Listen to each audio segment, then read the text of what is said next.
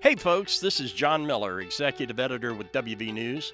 We would like to welcome you to Ask the Experts, featuring John Halderman of Beacon Wealth Management.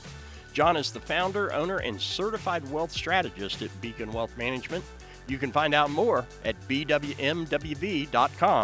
And now live from the studios of the Exponent Telegram in Clarksburg, West Virginia, let's Ask the Expert. Welcome to Ask the Expert with John Halderman of Beacon Wealth Management. John, one of the questions we get from our audience is about long-term care.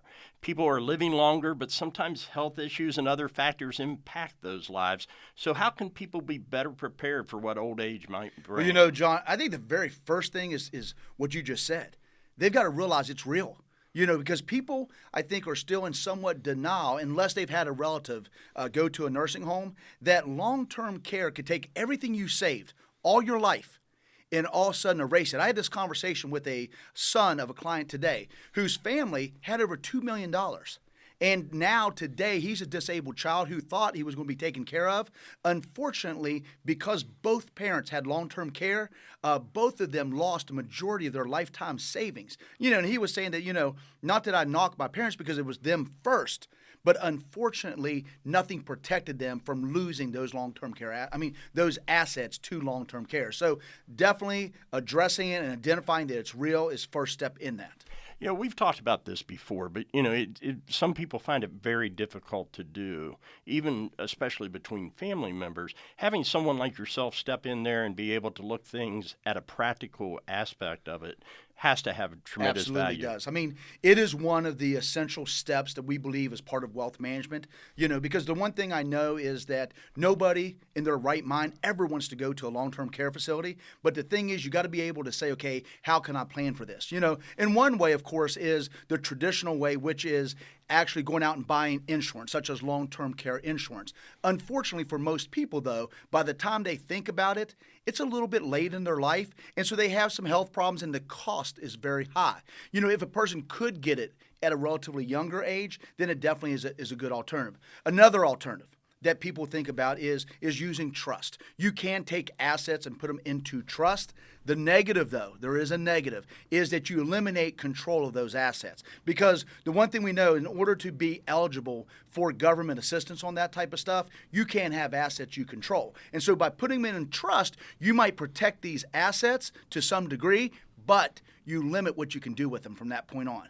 Another alternative, which is one I really, really like, and this is this. We take people all the time, they'll say, hey, John, I got $100,000 in a CD, or I have $200,000. It's not really doing a lot for me. What can I do with that money? And a lot of times they're saying, okay, one of my objectives is I want to wealth transferred. I want to get it in the hands of my children, but I also want tax advantages. At the same time, what I may want is I want to be able to get access to it and protect me against long-term care. So that is a tool. There's tools out there that can actually do that.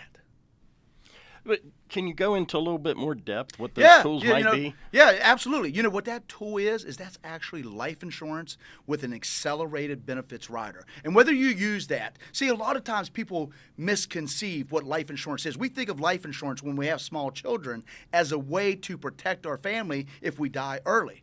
But when we get older, life insurance is an amazing wealth transfer tool. And the number one reason is mainly because it's a tax-free death benefit. So unlike an IRA, let's say you get $1 million IRA, well, that's taxable to your family as if you earn it right now. But if you get $1 million life insurance, that's 100% tax-free and no probate. So it goes directly to the beneficiaries. It settles immediately. But here's the cool thing. So let's say you use a single premium, like I just described, where you have $100,000, $200,000. Well, you could take this single premium, put it into this life insurance. Now what happens, it gets a face amount, depending on your health, depending on age, and there's various factors, but it's going to be definitely a multiple. And so let's say it's a 2 to 3 times multiple.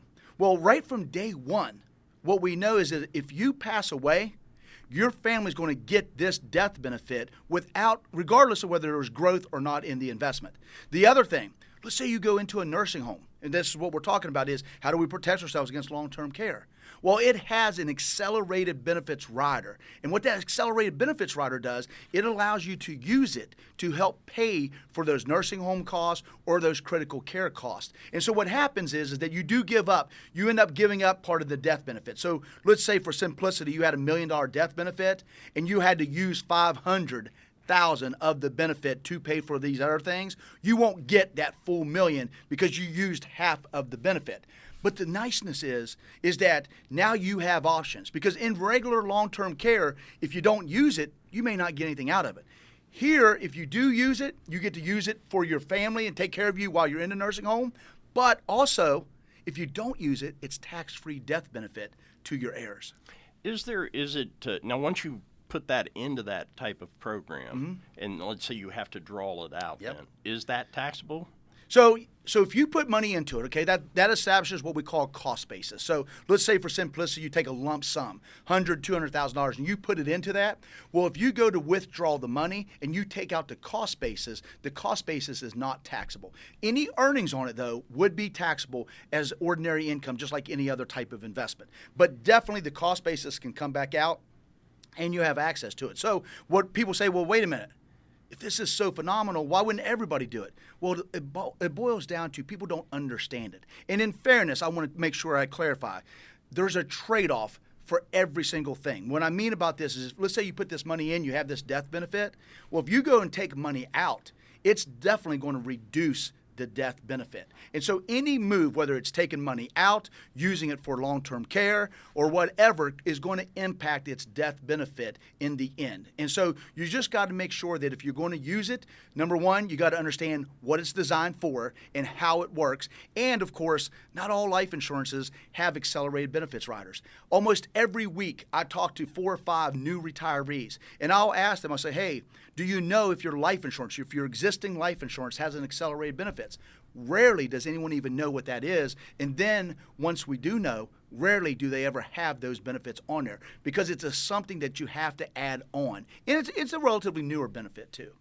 John, I tell you what, you always bring something to the table that I'm not aware of. That was excellent information. Is there anything else about long-term care that you think our audience needs to know about? You know what? I think the biggest thing, like all planning, is get your head out of the sand. And I say that not in a mean way. I tell people, the more you're aware of planning, the better off you're going to be. Because the one thing you said it earlier about families communicating. You know, families have a tendency, it's not until after the fact. And so what I tell people is you've got to get your estate planning documents in order. One of the most critical documents is going to be your durable medical powers of attorney. Because let's say, as an example, all of a sudden you become ill and you're in a nursing home, but nobody has power of attorney for you. They can't act upon your behalf to do simple things such as paying your bills. Because a lot of times people think, well, I don't want someone to make a health care decision for me yet.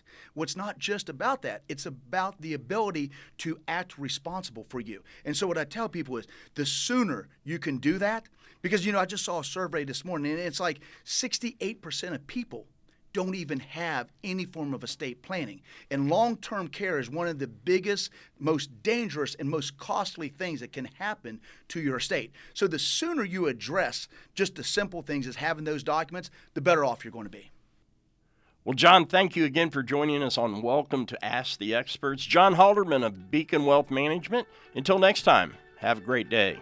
Ask the Experts, featuring John Halderman of Beacon Wealth Management. John is the founder, owner, and certified wealth strategist at Beacon Wealth Management. You can find out more at bwmwv.com.